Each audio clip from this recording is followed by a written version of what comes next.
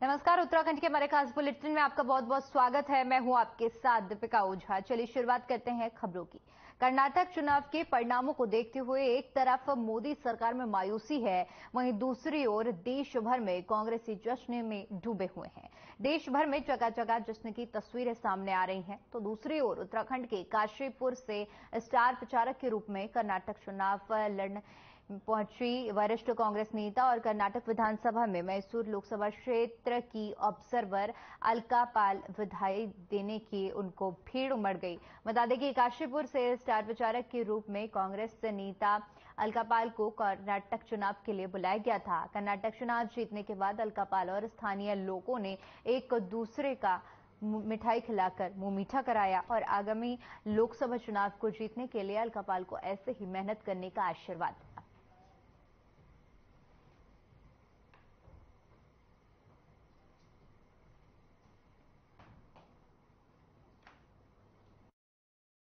और कर्नाटक की महान जनता को बधाई देती हूँ कि उसने कांग्रेस के समर्थन में इतनी बड़ी संख्या में कांग्रेस के पक्ष में वहां मतदान किया है और कांग्रेस की पूर्ण बहुमत की सरकार वहां पर बनाई है।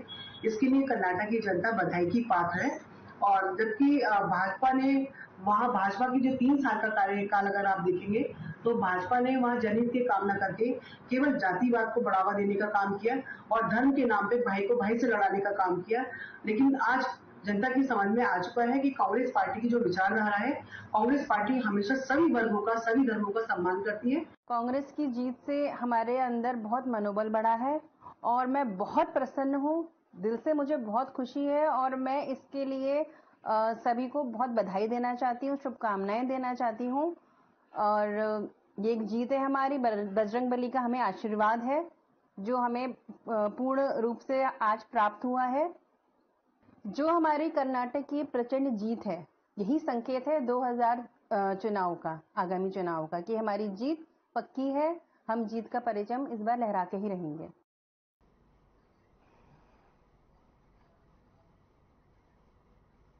वहीं कर्नाटक में कांग्रेस पार्टी के बहुमत के आंकड़े को पार करने के बाद कांग्रेस कार्यकर्ताओं में खुशी की लहर है।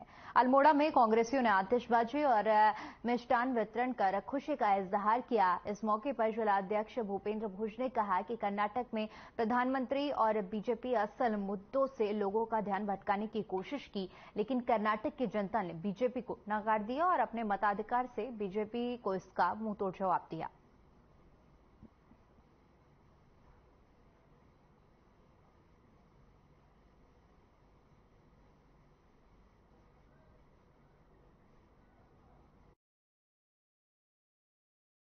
कर्नाटक के आज के जो है विधानसभा चुनाव का रिजल्ट आया है और उसमें जिस तरह कांग्रेस पार्टी ने पूर्ण बहुमत के साथ आज कांग्रेस पार्टी की बात सरकार बनने जा रही है, उसी को लेकर आज जिला कांग्रेस कमेटी और नगर कांग्रेस कमेटी के तत्वाधान में यहाँ पर मिष्ठान वितरण व आतिशबाजी का कार्यक्रम किया गया और जिससे कि आज कार्यकर्ताओं में एक बहुत ही हर्ष और खुशी का लहर है। और जिस तरह से मोदी जो हमारे देश के प्रधानमंत्री है, उनका ना वहाँ पे कर्नाटक में ना उनका मुखड़ा चल पाया, ना उनका वहाँ पे दुखड़ा चल पाया।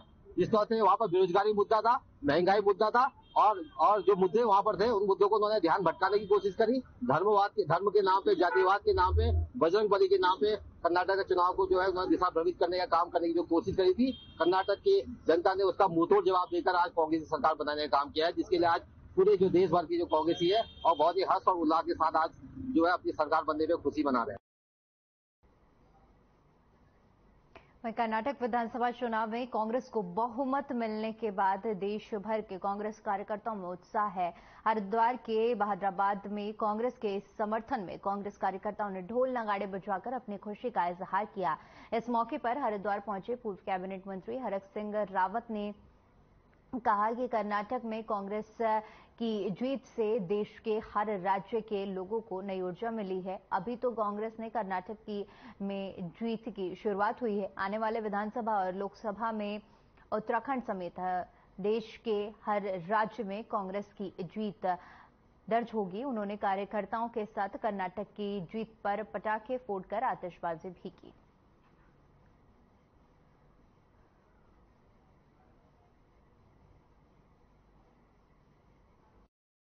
कर्नाटक की जनता से पूरे देश की जनता सीख लेगी, उत्तराखंड की जनता भी सीख लेगी और जिस तरह कर्नाटक ने एक तरफा भरोसा और विश्वास व्यक्त किया है पांच विशेष करके जो 5 पैकेज कर्नाटक में कांग्रेस की सरकार कांग्रेस ने वायदे किया था, उसी तरह पूरे देश की और उत्तराखंड की जनता से भी कांग्रेस ने वायदा किया है।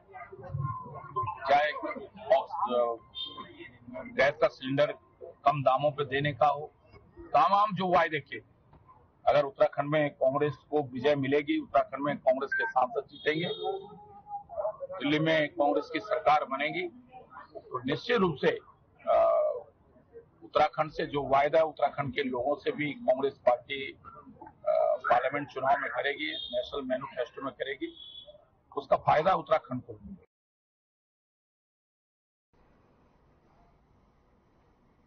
वहीं हरिद्वार में देर रात हुई मुठभेड़ में पुलिस ने एक गौ तस्कर को दबोचा है। बता दें कि वहीं मुठभेड़ के दौरान एक सिपाही भी घायल हो गया। देर रात हरिद्वार के बहादुराबाद थाना क्षेत्र में पुलिस और गौ तस्करों के बीच में मुठभेड़ हो गई। गौ तस्करों ने पुलिस से बचने के लिए फायरिंग कर दी। जवाब में पुलिस ने भी फायरिंग की। एक गौ तस्कर पकड़ा गया, जबकि उसके कुछ साथी अंधेरे का फायदा उठाकर भागने में कामयाब रहे। गिरफ्तारी के दौरान भगदौड़ में एक बदमाश की टांग टूट गई और वह पकड़ा गया, जबकि उसके कुछ साथी अंधेरे का फायदा उठाकर भाग निकले। वहीं बदमाश की तरफ से हुई फायरिंग में रुड़की एसओजी का एक सिपाही नितिन भी घायल हो गया है।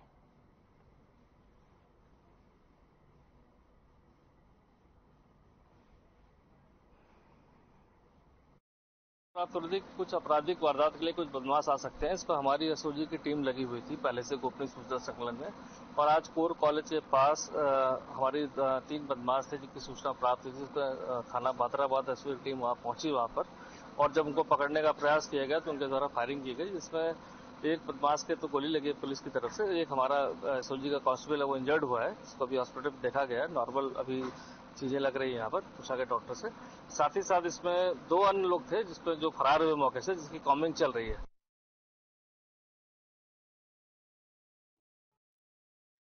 गौ तस्करों के बीच में मुठभेड़ हुई। इस दौरान एक गौ तस्कर को पुलिस ने गिरफ्तार कर लिया है। बता दें कि रात के वक्त ये मुठभेड़ हुई, जहां पर मौके का फायदा उठाकर बदमाश भाग निकले, लेकिन एक बदमाश के पैर में गोली लग गई, जिसके चलते पुलिस ने उसे पकड़ लिया और जिसका इलाज भी कराया जा रहा है। हालांकि बाकी फरार गौ तस्करों का पुलिस पता लगा रही है। हरिद्वार के बहादुराबाद थाना क्षेत्र की पूरी घटना है।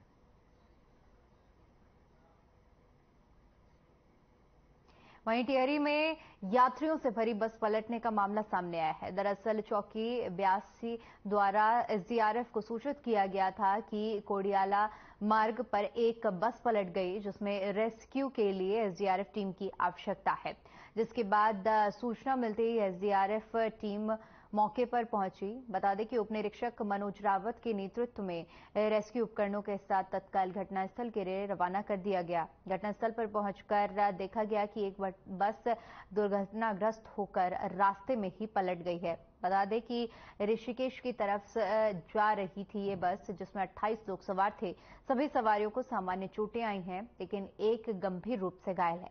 बताया जा रहा है कि एसडीआरएफ की टीम की ओर से घायलों को प्राथमिक उपचार दिया गया और साथ ही साथ बाद में उपचार के लिए सभी को 108 और अन्य वाहनों की मदद से अग्रिम उपचार के लिए एम्स भिजवाया गया है। गौरतलब है कि उक्त बस श्री केदारनाथ जी से वापस आने के दौरान सोनप्रयाग से ऋषिकेश की ओर जा रही थी और अचानक अनियंत्रित होकर रास्ते में ही पलट गई। बस में सवार सभी यात्री अहमदाबाद, गुजरात के निवासी हैं।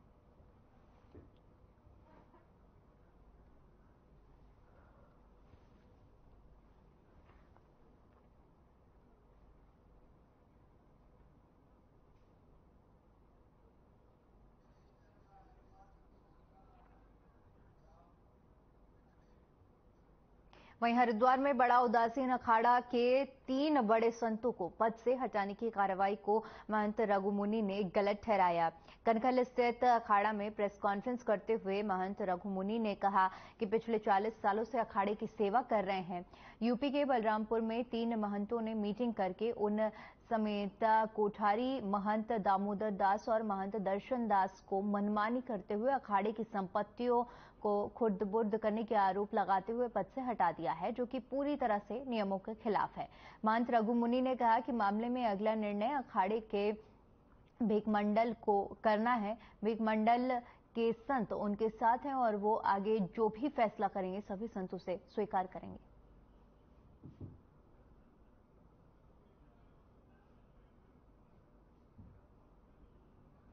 यहाँ पर ऐसी कोई नहीं कि कोई बहुमत से 3 महंत मिलकर किसी को हटा दे। मेरे साथ बड़ा अन्याय हुआ।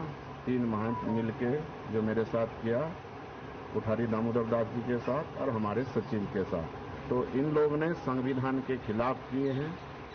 श्री महंत महेश्वर दास, महंत दुर्गादास और महंत अद्वैतानंद जी, इन लोगों ने जो भी कार्य किया संविधान के खिलाफ किया है।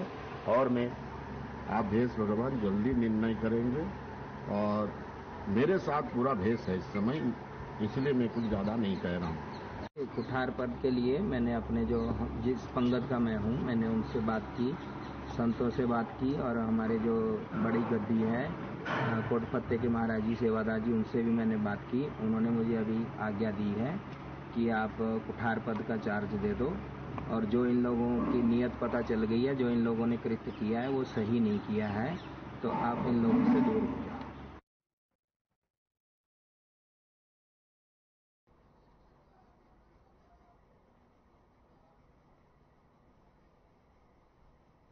वहीं हरिद्वार जिले के अलावलपुर क्षेत्र के सागौन के लगभग 50 से 60 पेड़ों को काटकर वन विभाग को चूना लगाया गया। वन विभाग के रेंजर दिनेश प्रसाद नौडियाल ने बताया कि सुबह किसी अज्ञात व्यक्ति की ओर से खबर मिली, लावलपुर क्षेत्र में सागौन के पेड़ काटे जा रहे हैं और साथ ही साथ पॉपुलर लिप्टिस और सीसम के पेड़ भी काटे जा रहे हैं। उन्होंने जानकारी देते हुए बताया कि वन विभाग की टीम मौके पर पहुंचकर एक ट्रैक्टर ट्रॉली को सीज कर दिया गया है। दिनेश प्रसाद नौटियाल ने बताया कि वन विभाग की ओर से किसान को कोई परमिशन नहीं दी गई थी। रेंजर ने बताया कि अभी समस्त अभिलेखों की जांच की जा रही है और जांच कर आगे की कार्रवाई की जाएगी।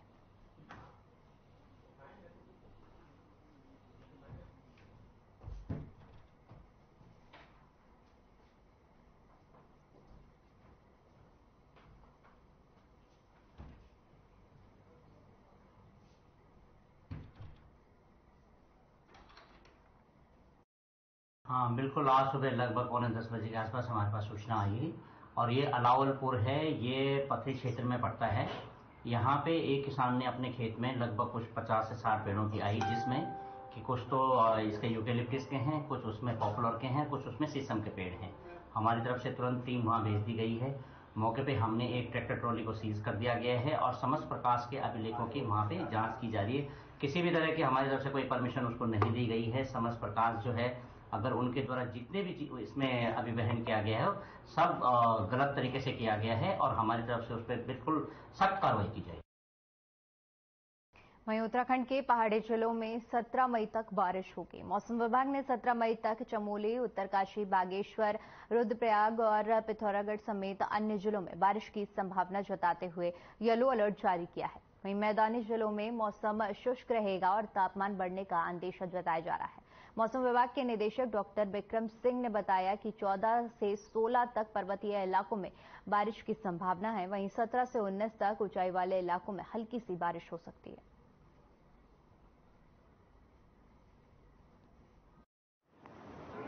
तापमान बढ़ेंगे आगे भी और 16 से लेके 19 तक जो है इसके दौरान है और भी थोड़ा तेजी से बढ़ेंगे, क्योंकि जो हवाओं का रुख है वो बदल रहा है और उसकी वजह जो स्नो का मेल्टिंग रेट है वो भी काफी बढ़ने वाला है।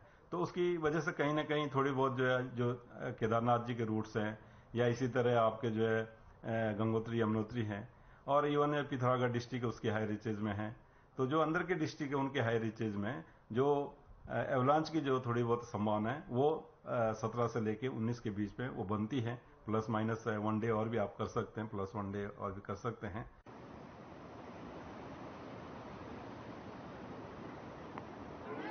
लिए चलते हैं जहां पर होम्योपैथिक सम्मेलन का आयोजन किया जा रहा है और कार्यक्रम में सीएम धामी भी मौजूद हैं। क्या कुछ कह रहे हैं, आइए आपको सुनवाते हैं।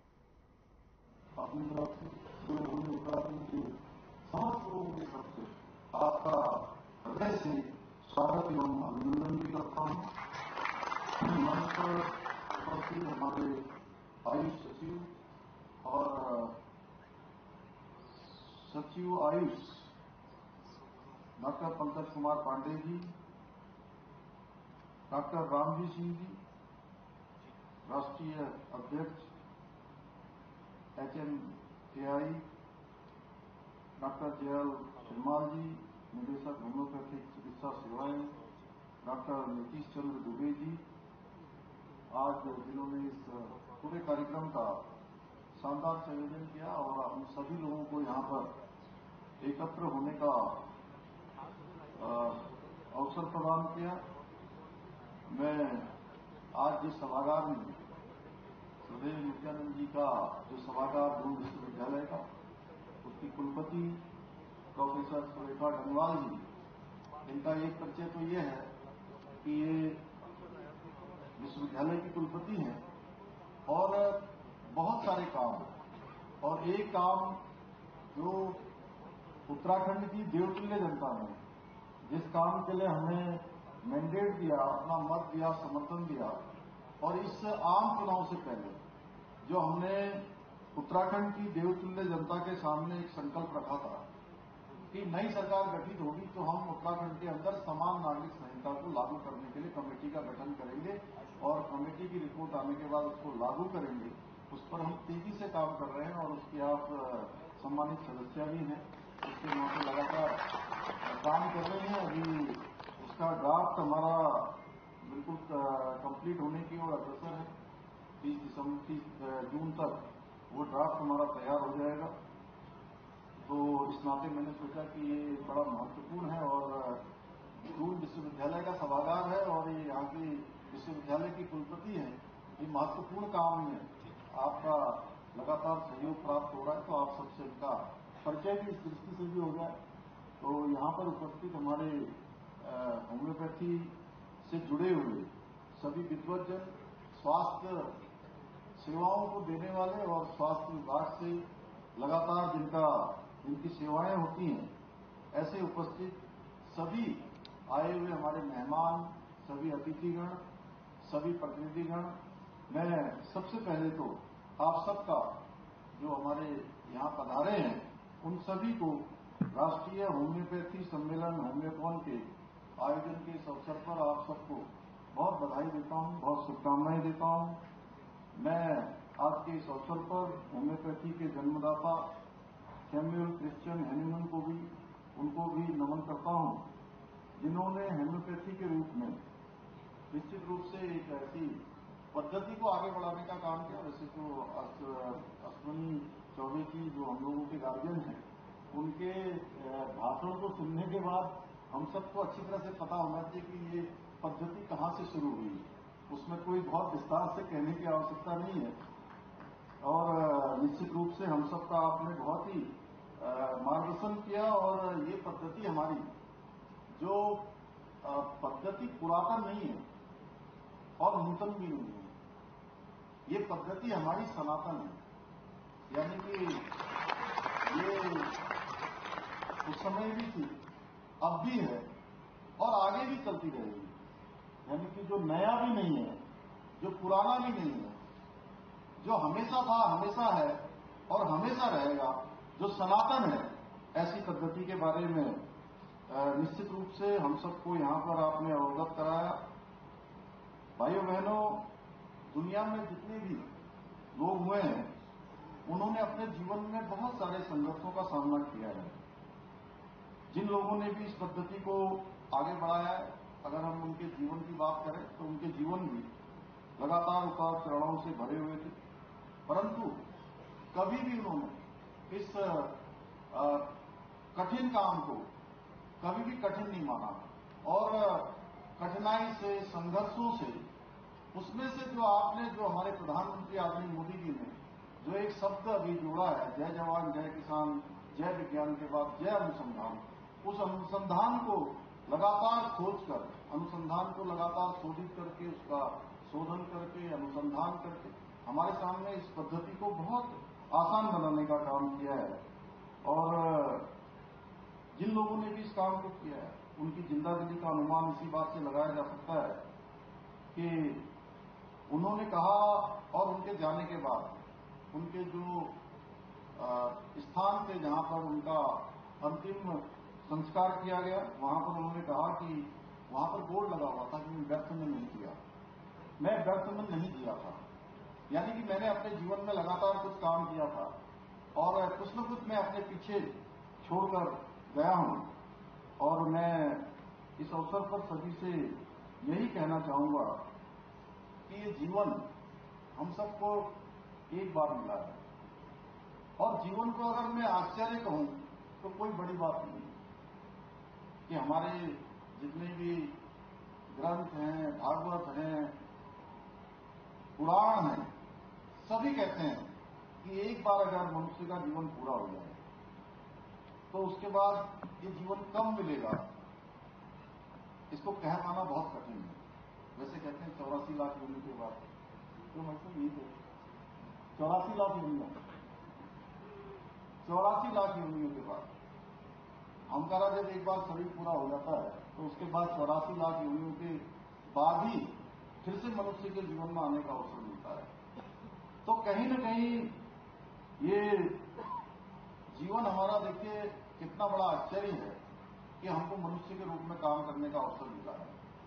तो बहुत मैं व्याख्या में जाऊंगा क्योंकि मैं कई बार जब ऐसे कार्यक्रमों में आता हूं और मैं जब देखता हूं कि जो लोग परमार्थ के लिए काम करते हैं, स्वास्थ्य के लिए काम करते हैं, लोगों को निरोगी रखने के लिए काम करते हैं, संपूर्ण धरा को स्वस्थ बनाने के लिए काम करते हैं, तो मेरे मन में भी इस प्रकार का भाव आ जाता है कि कहीं न कहीं मैं वो बात बोलूं जिससे कहीं न कहीं मैं स्वयं भी प्रेरणा लेता हूं और थोड़ी सी प्रेरणा अगर उसमें से थोड़ा से कुछ उत्साह, थोड़ा सा प्रोत्साहन हमारे इस क्षेत्र में काम करने वाले लोगों को भी प्राप्त हो जाए तो मैं अपने आप को धन्य समझूंगा।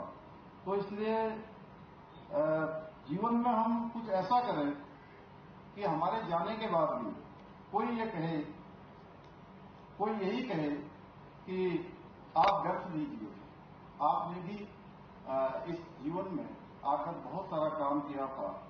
इसलिए पहले ही हमारे जैसे शास्त्रों में कहा गया है, अभी आदरणीय अश्विनी चौबे जी ने कहा शरीरम माध्यम खलु धर्म साधनम, अर्थात शरीर ही हमारे सारे कर्तव्यों को पूर्ण करने का एकमात्र साधन है। तो अपने शरीर को स्वस्थ रखना, इसके लिए क्योंकि अनमोल शरीर की रक्षा करना, उसे निरोगी बनाए रखना मनुष्य का सर्वप्रथम कर्तव्य है। और मैं जितने कार्यक्रमों में जाता हूं मैं एक बात जरूर कहता हूं, स्वास्थ्य से जुड़ा हुआ हो या कभी मैं खिलाड़ियों के बीच में जाता हूं तो हमारे उसमें कहते हैं ना कि पहला धन जीवन का ये, दूसरा धन जीवन का ये, तीसरा सुख जीवन का ये। तो चलिए फिलहाल के लिए इस बुलेटिन में इतना ही। तमाम खबरों के लिए बने रहिए हमारे साथ। नमस्कार।